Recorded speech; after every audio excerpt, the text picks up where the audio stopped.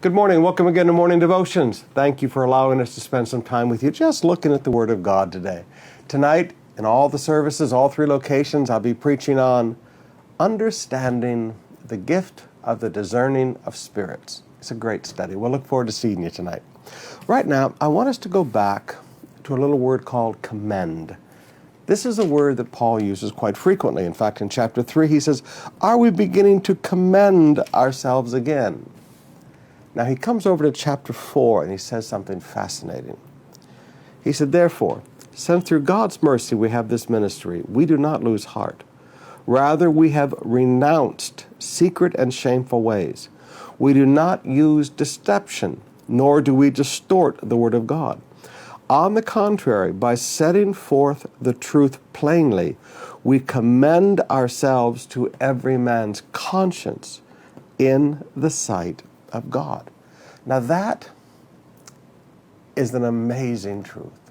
You can sit down as a pastor, as a leader, and meditate on that all day. First of all, he said, let me tell you how we're to speak. He said, we renounce secret, shameful ways. There's no trickery with us.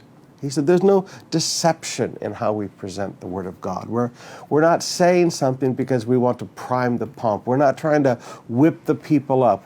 He said, there's no deception. And he said, there's no distortion of the Word of God. We just simply lay the Word of God out. This is why I like expository preaching, because you just have to lay it out verse by verse.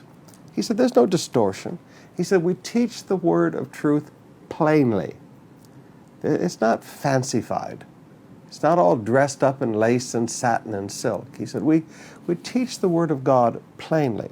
Now notice the effect of this refusal to allow distortion of the truth, refusal to allow deception to be in the preaching. He said, the effect of this is when I preach, he said, I commend myself to the conscience of my listener.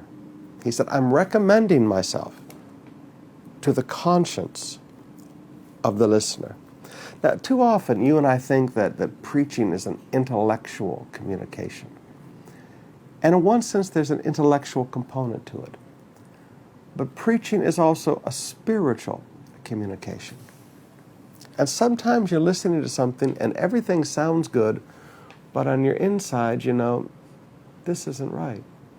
Your conscience is bothering you about what is being said.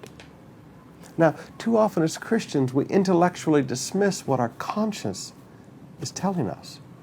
And we need to recognize our conscience is what allows the commending or the recommendation of a speaker in our lives. You and I have to understand that when we sit and listen to something, we know on the insides, our conscience is telling us there's something distorted here. There's something not true here. There's some deception involved in this. Paul said, listen, you guys have just got to understand. The way I commend myself is not by my credentials, not by my background, not by my appearance. He said, the way I commend myself is to your conscience.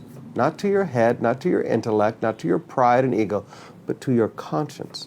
And I do that by the way I speak honestly, truthfully, and plainly.